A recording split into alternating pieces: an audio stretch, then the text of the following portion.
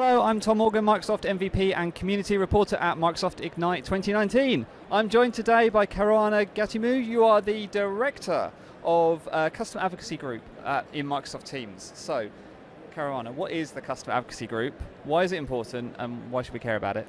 Oh, I love being in the customer advocacy group. So it's important because we really interact and listen to customers' feedback about the product, and we translate that into quality issues and improvements that we can do overall.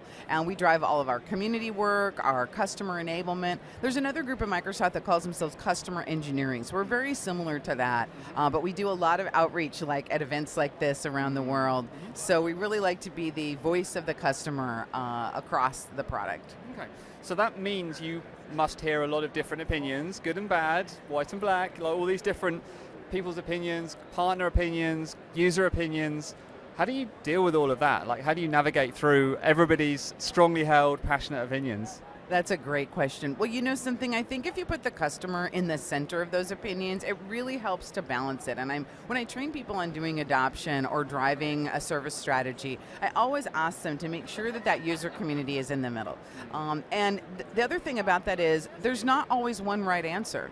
Right? What is correct for an information worker is very different for an executive sitting in headquarters. And I think you have to really be mindful of the profile of the person that you're dealing with and then balance those things. Now, of course, at Microsoft, we have other issues like security, compliance, worldwide scale, right? There's a lot of other things that we have to think about as Microsoft that an individual might not. And so that's another factor that we think about as we work on the product.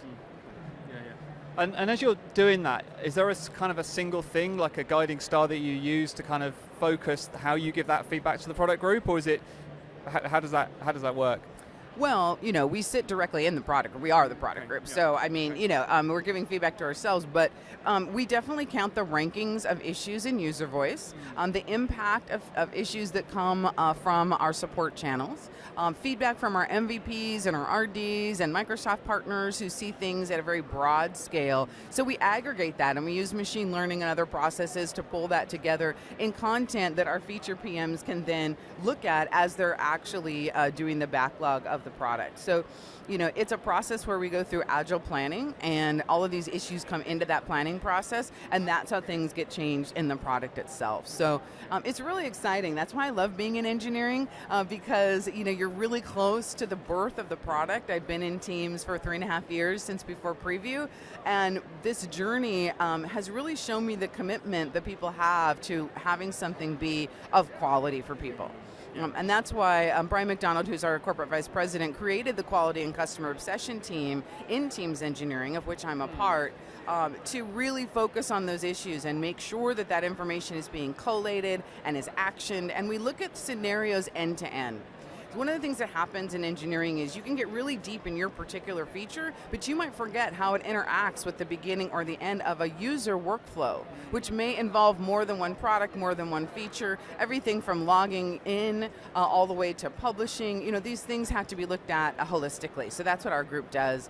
And everyone's been really receptive to the feedback we've given. So it's great. Brilliant. And I've just watched your session actually on the Teams Champions program, which you're also a massive part of. And you made a couple of announcements there, and I wanted, can you go over those again? Because I think if you were in the session and you're watching, that's great, but if you weren't, you're going to miss them. So. Absolutely. Well, we're really excited to announce that our Microsoft 365 Learning Pathways product is now, it's an open training solution, and it's general availability today. And so that's been in beta for some time. We've had over 4,000 organizations use it, and this is a free, customizable training solution that you can install in your Office 365 tenant and then customize any way you want with your own training materials. We stream our own content to it, so you don't have to spend time creating playlists for how people should start to log into Teams or learn how to chat or do a meeting. All of that is streamed directly to this solution. I'm really excited about it. As a customer of Microsoft, I always had this vision that I wouldn't have to spend all my time making these, and so I'm really happy that we've announced that today. That's fantastic news. That's really exciting. Karuana, thank you so much. Thank you.